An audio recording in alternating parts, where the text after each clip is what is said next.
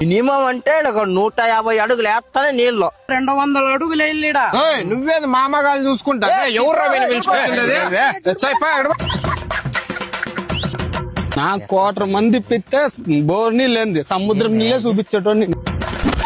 అయ్యో లేవా పగండా ఇంట్లో వేస్తే నీళ్ళు ఇంకా మామూలు